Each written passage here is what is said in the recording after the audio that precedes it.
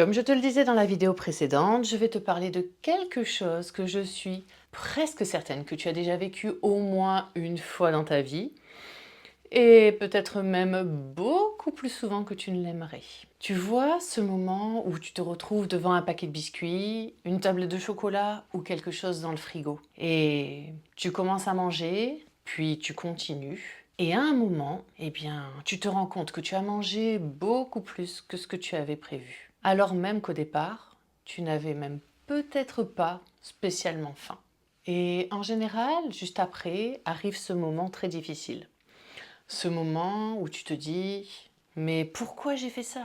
ou « je suis vraiment faible ». Et très souvent, derrière ces mots, arrive aussi la honte, la culpabilité, et parfois même une forme de colère contre soi-même. Malheureusement, ces situations sont beaucoup plus fréquentes qu'on ne peut l'imaginer.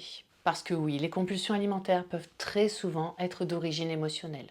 On peut manger parce qu'on s'ennuie, on peut manger parce qu'on se sent triste, on peut manger parce qu'on est en colère, ou simplement pour décharger le stress accumulé pendant la journée. Et dans ces moments-là, la nourriture devient un refuge, une façon rapide d'apaiser ce que l'on ressent. Mais il y a une chose très importante à comprendre. Les compulsions alimentaires ne sont pas uniquement émotionnelles. Elles peuvent aussi être physiologiques. Lorsque ton alimentation est trop restrictive, ou alors lorsque tu manques de certains nutriments, lorsque ta glycémie est trop instable, ou même simplement lorsque ton corps manque d'énergie.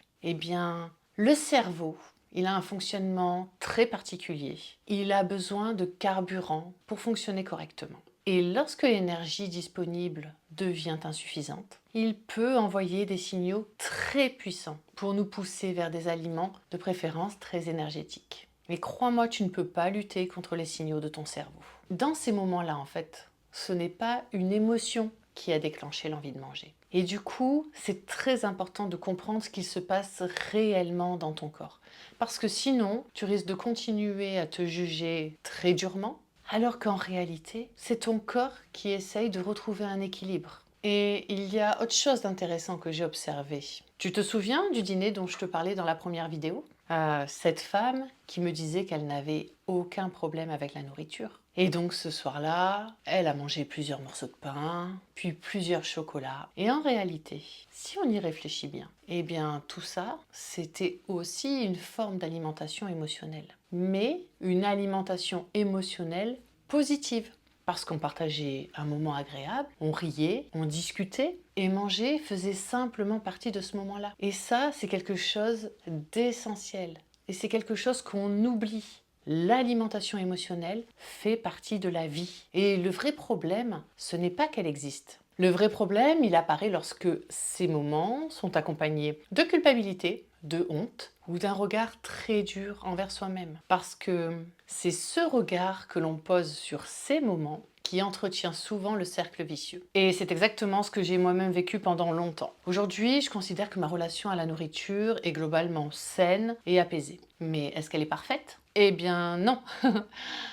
Alors peut-être 80% du temps, mais il reste toujours ces 20% de moments où ce n'est pas exactement ce que j'avais prévu. Mais la vraie différence aujourd'hui, c'est le regard que je pose dessus. Parce qu'aujourd'hui, quand ça arrive, je ne me culpabilise plus. Je ne me parle plus avec dureté. Je cherche simplement à comprendre ce qui s'est passé. Et c'est tout. Cette compréhension, elle me permet d'avoir un regard plus juste sur moi-même. Et c'est cette compréhension aussi qui change profondément la relation que l'on peut entretenir avec la nourriture. Mais je souhaiterais rajouter une chose. Comprendre les choses ne suffit pas toujours, parce que des fois on peut comprendre un mécanisme, mais pour autant les choses ne changent pas. Et ça, c'est exactement ce dont on va parler ensemble dans la prochaine vidéo.